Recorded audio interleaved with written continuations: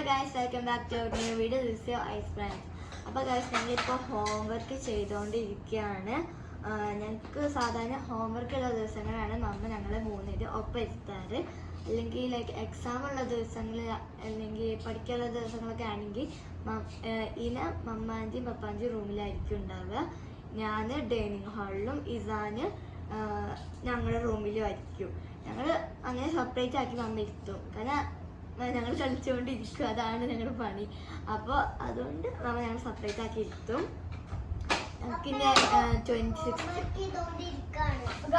എനിക്ക് നാളെ ഒരു സ്പെല്ലിംഗ് കോമ്പറ്റീഷൻ ഉണ്ട്. അതിൽ ജയിച്ചവർക്ക് സർട്ടിഫിക്കറ്റ് ഇട്ടുണ്ടാവേ. അപ്പൊ എക്സാം ഒക്കെ ഉണ്ട്.